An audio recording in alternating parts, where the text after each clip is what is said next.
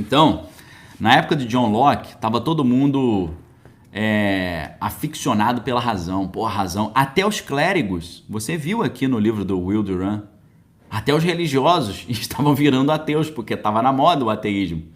Então, os religiosos, em vez de pensar assim, peraí, será que a razão é tão boa assim mesmo? Será que a ciência é tão potente assim mesmo de ser a palavra final para tudo que existe? Será que é dessa forma mesmo? Não, o pessoal que tinha um QI mais fraquinho, pessoal que não tinha muita personalidade, pessoal que foi vencido pela espiral do silêncio, né, da Elizabeth Noelle Neumann, né, aquela espiral do silêncio de tá todo mundo falando uma coisa, eu não vou falar o contrário, porque se eu falar o contrário eu vou ficar mal visto. Então você é coagido a ficar em silêncio, né? Aquele experimento da conformidade de Asch, né? O experimento de conformidade de Asch diz que você pega 15 pessoas numa sala e uma 16ª pessoa que não sabe que tá tudo combinado. E aí todo mundo combina de dar sempre a resposta errada, né? Você bota 2 linhas e fala qual linha que é maior. Aí todo mundo fala de propósito errado, é a linha 1. E aí você fala, pô, a linha 2 é muito maior. Aí você fala, pô, todo mundo tá falando que o certo é o 1 e eu tô achando que o certo é o 2. Vou falar que o certo é o 1, então. A conformidade. Você fala o errado para não ficar mal na sociedade. A espiral do silêncio. Dessa forma, os teólogos da época falaram, se o legal agora é ser ateu, a gente vai ser ateu também. A gente só vai aproveitar do cristianismo as mensagens bonitas, né? Ajudar o pobre, ajudar a viúva, não ser vingativo. A gente tira Deus e mantém os valores morais do cristianismo. Vamos ser gente boa, igual Jesus. Mas assim, né? Jesus não existe, né? Isso é coisa de gente idiota que acredita nos mitos da fé, no misticismo. Até os líderes religiosos da época estavam pensando assim. Na verdade, pessoal, foi isso que aconteceu na minha jornada acadêmica, teológica. Com os outros, não comigo, obviamente, né? Porque essas lorotas pra cima de mim nunca colaram. Desde a minha tenra infância, porque eu sempre refleti criticamente em cima das coisas que estavam jogando para cima de mim. Eu digo para vocês, quando eu comecei o meu curso pré-teológico, né, porque na Igreja Metodista, antes de você fazer a teologia, você tinha que fazer o curso pré-teológico. Pré-teológico dura 1 ano. Então é 1 ano de pré-teológico, mais 4 anos de bacharel, mais 1 ano para você ter o presbiterado, que é você... Presbiterado na Igreja Metodista é você ter autorização para exercer o pastorado. Então a formação de um pastor na Igreja Metodista, ela envolve 6 anos. 1 ano de pré-teológico, 4 de faculdade de teologia e mais 1 ano de presbiterado, sem falar que você só pode...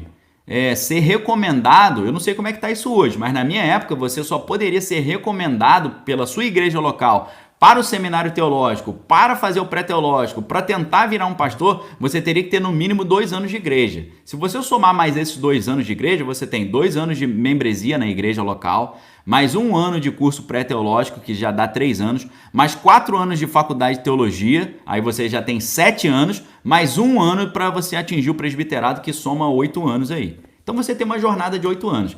No meu início dessa jornada, quando eu tinha meus 17 anos, que eu estava fazendo o meu pré-teológico, né, que eu sempre fui da Igreja Metodista desde a minha adolescência, e quando eu estava lá com 17, 18 anos, fui fazer o meu curso pré-teológico, eu cheguei lá para fazer o pré-teológico, e eu concluí, mas no pré-teológico os professores já falavam, esse negócio de milagre, isso aí é lenda, esse negócio de ressurreição dos mortos é lorota, a gente está preocupado mais com Jesus histórico e não com o Jesus místico.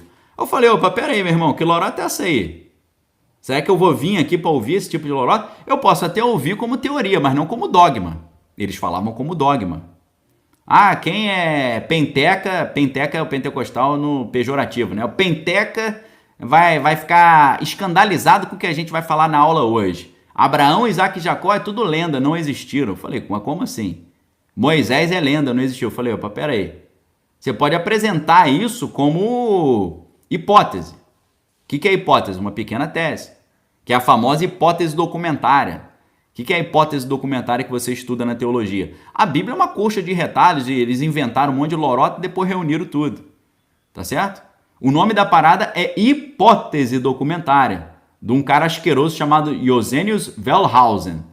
Esse cara asqueroso, ateu, nojento, que impregnou de ateísmo e ceticismo as faculdades de teologia, o que esse cara falava? A Bíblia é uma coxa de retalho, não foi Moisés que escreveu, Moisés nem existiu. Não foi Moisés que escreveu o Gênesis, isso aí são lendas tribais judaicas, que foi depois tudo misturado num samba do maluco.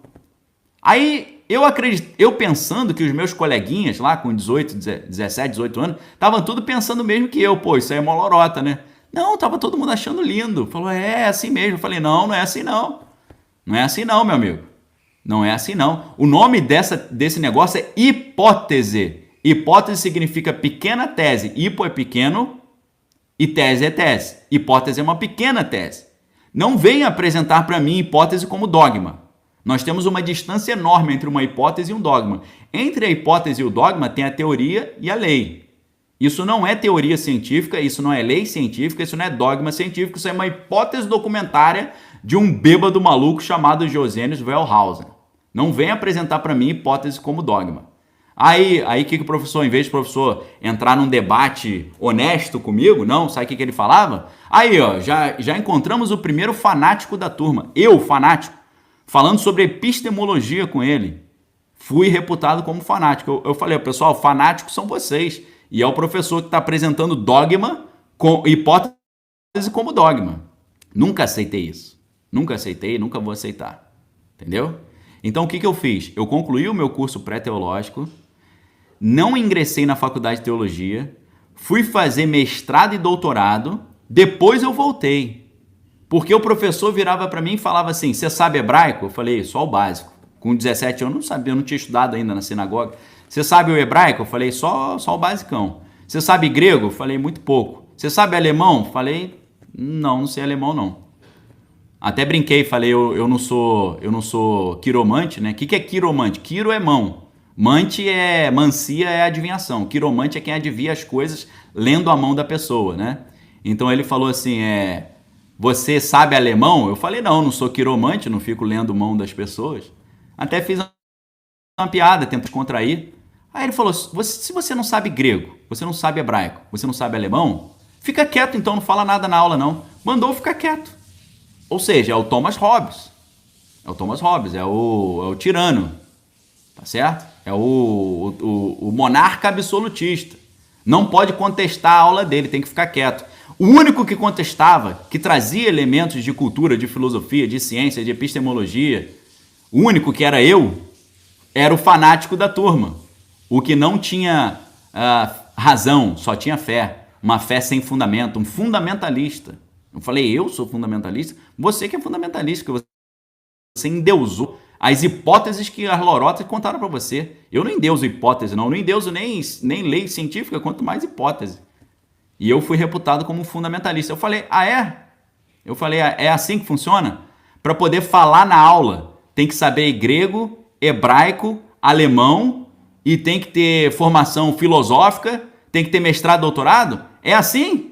Ok, eu vou estudar hebraico, eu vou estudar grego, eu vou estudar alemão, eu vou fazer um mestrado, eu vou fazer um doutorado na área de linguística para mostrar que a teoria linguística de vocês está toda destruída. Comecei o mestrado em filosofia, lógica, metafísica, não concluí. Concluí o meu mestrado em linguística na UERJ, concluí meu doutorado em linguística na UF, na Federal Fluminense. Aí eu voltei para estudar teologia. Aí eu voltei para estudar teologia e os caras falaram para mim, você sabe hebraico? Eu falei, me viro. Sabe grego? Me viro também. Você sabe alemão? Me viro também. Você é o quê? Eu falei, eu sou professor de filosofia da educação na Universidade Federal do Rio de Janeiro. Ah, você estudou onde? Eu falei, fiz mestrado em linguística na UERJ, fiz doutorado em linguística na UF. Ah, legal. Aí eu falei, agora eu posso falar na aula? Pode falar na aula. Aí eu falei, professor, você está pedindo para a gente procurar um adjetivo nessa frase no grego? Essa frase não tem nenhum adjetivo. Tá errado o exercício que você passou. Ok? O que é isso? A Bíblia. A Bíblia fala, examinar todas as coisas, retém o que é bom. Meu povo se perde porque lhe falta conhecimento. Errais não conhecendo as Escrituras e o poder de Deus.